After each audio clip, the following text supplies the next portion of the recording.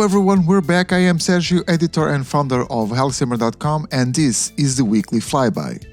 If you'd like to make your Winwing collective a bit better, here's your chance. One of our readers did just that, and he was kind enough to send us photos and a list of materials for you to replicate it. While I was strolling around Facebook, I found something interesting for me. Someone published some photos of the Winwing collective, which we reviewed here with an hydraulic damper. Zach Crosby was the man behind this modification, and he was very kind to send us the original photos and the list of stuff you will need, which you can find on our website. To get a full list and check all the photos, head out to the video description and find the link to our article there. This modification fixes what he calls stiction of the collective, and you'll find everything you need on the article.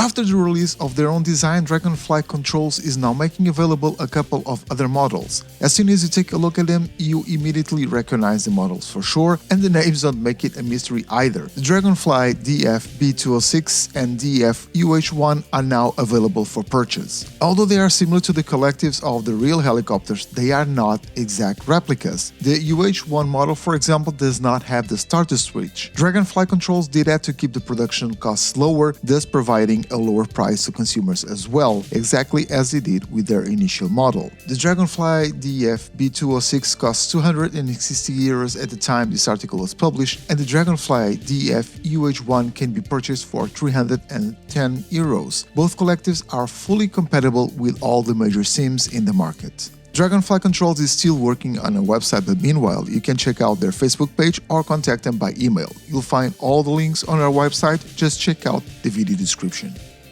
A new platform which aims at serving the helicopter community was released last week. Virtual HEMS mobile and desktop application's goal is to simulate helicopter emergency medical services. The application, which is really a website optimized for mobile devices, was released as freeware, and it simulates HEMS scenarios, including a medical emergency database of over 260 plus medical conditions, and according to the author, provides users an integrated system of hospitals, HEMS providers, and a service area developed identical to real-world operations. Helicopter Simulation, the one-man team behind the project, developed over 20 payware hospitals for X-Plane, which can be used with the application. The application saves all the information of the flight that you enter and then provides statistics, charts, graphs, and other data to view personally, in addition to comparing your own responses to others. For more information, check out the official website. You'll find the link on our article. After the partnership between RotorSim and HSF, the freeware EC-135 has been getting several improvements over time, including some new versions that we are getting a massive update coming soon. The changelog, which is already available, shows nearly 50 entries between new features, improvements, and fixes. This version also brings more consistency between the three versions, Free, Plus, and Pro, which I imagine also helps the team maintain the project. They add that it includes a redesigned Fenestron with significantly improved performance. For the first time, it is possible to get features in the VR-compatible V5 that were previously reserved for the Pro version as an upgrade. Likewise, the Pro version will be converted to the experimental flight model that was previously only included in the default V5. The amount of work put into the new update is clear as the team continues to push the bar and makes this an amazing helicopter for X-Plane. RotorSim and HSF are planning to release this update within the next couple of weeks.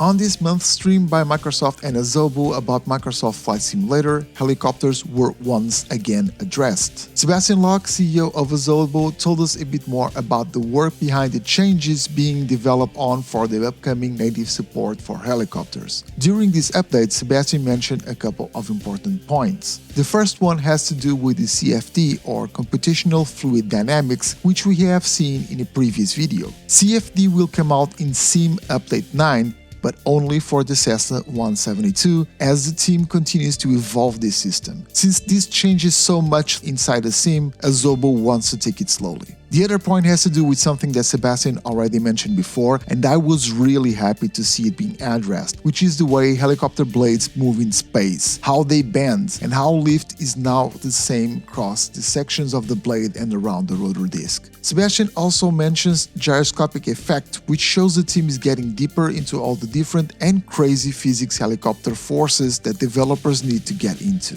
Changes in propellers are amazing, but rotors and rotor blades are not propellers. helicopters. I have been worried about it, but Sebastian put me at ease twice now by mentioning those differences. Of course, all this affects fixed-wing aircraft, so in a way, helicopters are making everything better in the sim, right? The whole explanation of where Asobo is right now and what's coming next is quite interesting, and you can and should watch it. You can find the video on our website, you know where to look for it, and that's correct, just check out the video description. I'd like to take this chance to remind you to like this video if you are enjoying our news recap. That will help us out with the YouTube algorithms and show our content to other simmers as well. Thank you very much for doing it, it's highly appreciated.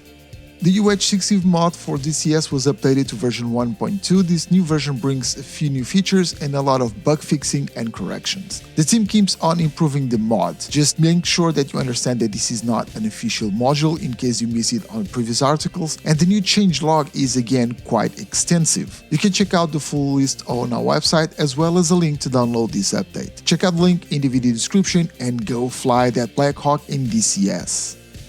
If you were wishing we could have a medical B206 for X-Plane, it seems JRX Design was listening. On a post on our Facebook group, Simon Rowe, the man behind JRX Design, shared a couple of screenshots showing the 3D model of the interior of the EMS B206, which seems to be quite advanced already. We don't have a release date yet, of course, but it seems like it's not going to be a long wait. Check out the article or this video for the screenshots, it's just a couple of them.